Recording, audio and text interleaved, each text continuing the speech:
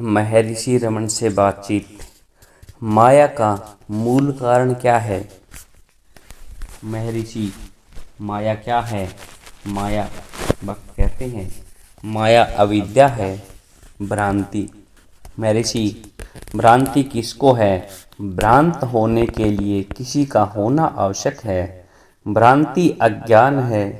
तुम्हारे मतानुसार अज्ञानी आत्मा दृश्य पदार्थों का अवलोकन करती है, जबकि दृश्य पदार्थ ही नहीं है, तो माया कैसे रह सकती है? माया है या माँ जो नहीं है वह माया है, जो शेष रहता है वही सद आत्मा है। यदि तुम कहो कि तुम दृश्य पदार्थों को देखते हो, अथवा तुम कहो कि तुम वास्तविक एक को नहीं जानते, तब क्या दो आत्माएं हैं, एक जानने वाली तथा दूसरी ये दृश्य पदार्थ? स्वयं में दो आत्माएं होना कोई भी स्वीकार नहीं करेगा। जागृत होकर व्यक्ति कहता है कि वह स्वयं ही गहन निद्रा में था, पर बोध नहीं था। वह यह नहीं कहता कि सुषुप्त अवस्था व्यक्ति अब के जागृत व्यक्ति से भिन्न था। आत्मा केवल एक ही है। वह आत्मा सदैव जागरूक है, अपरिवर्तित है। आत्मा के अतिरिक्त कुछ भी नहीं है। भक्त, सूक्ष्म शरीर क्या है? महर्षि, क्या स्वप्न में तुम्हारी देह नहीं थी? क्या वह देह शैया पर लेटी देह से भिन्न नहीं थी? भक्त, क्या मृत्योपरांत भी हम रहते हैं? क्या स्थूल देहांत के पश्चात सूक्ष्म शरीर बच जाता है? महर्षि, जिस प्रकार स्वप्न में अनेक नवीन अनुभव प्राप्त करता तुम जाग जाते हो, उसी प्रकार स्थूल देहांत के बाद अन्य देह मिलती है और इसी प्रकार होता रहता है। भक्त, ऐसा कहा जाता है कि मृत्यु के पश्चात सूक्ष्म शरीर 40 वर्ष तक रहता है। महर्षि, वर्तमान शरीर में तुम्हें सब स्वप्न शरीर सूक्ष्म प्रतीत होता है। क्या स्वप्न शरीर में तुमने ऐसा कहा था, जो अब सूक्ष्म है वह तब वास्तविक भाषित होगा? इस दृष्टिकोण से स्वयं वर्तमान शरीर भी सूक्ष्म ही हुआ। एक सूक्ष्म शरीर तथा दूसरे में क्या अंतर है? दोनों में कोई अंतर नहीं है। श्री पॉल ब्रंटन, सत्य की श्रेणियाँ। महर्षि, यह कहना कि स्वप्न शरीर अब अस्त्य है तथा यह कहना कि वर्तमान शरीर स्वप्न में अस्त्य था, सत्य की श्रेणियों का सूचक नहीं।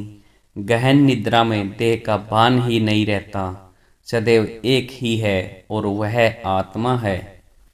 श्री पॉल ब्रंटन धर्म, देवता, स्वर्ग, नरक आदि की चर्चाएं क्यों करते हैं? महर्षि, केवल इस हेतु कि लोग जान ले कि वे इस जगत के समान ही हैं तथा केवल आत्मा ही सत्य है। साधक के दृष्टि बिंदु के अनुसार ही धर्म है। भगवत गीता का उदाहरण ले।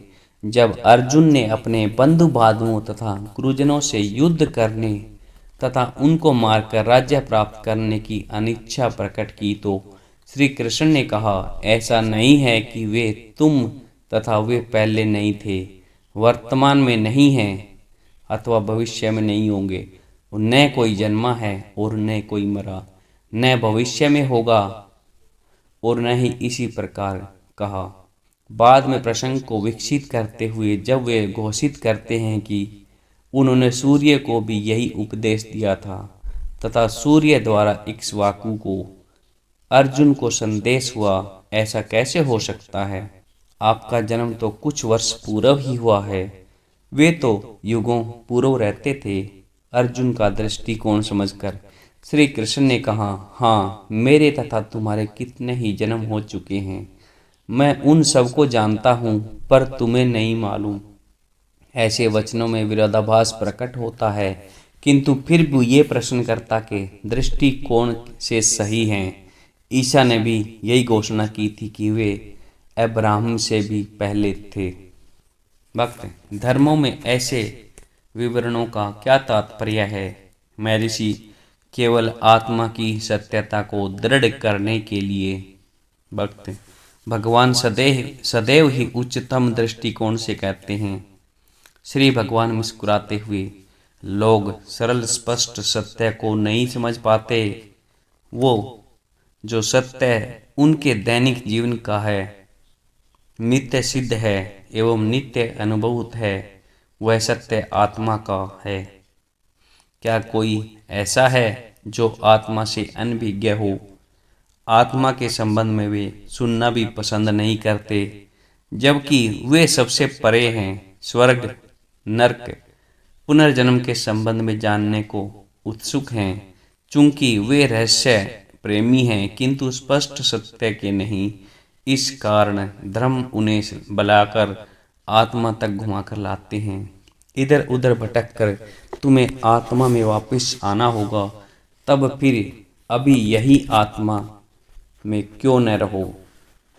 दूसरी सृष्टि को देखने के लिए आत्मा का दृष्टि एवं संकल्प करने के रूप में होना आवश्यक है। उनकी सत्यता दृष्टा तथा संकल्पकर्ता की सत्यता के अनुपात की ही है। बिना दृष्टा आदि के उनका अस्तित्व नहीं है। इस कारण वे आत्मा से भिन्न नहीं हैं।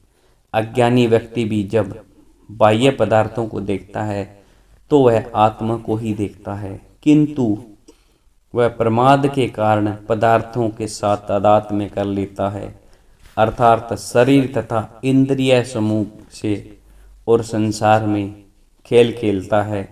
दृष्टा तथा दृश्य सब आत्मा में विलीन हो जाते हैं।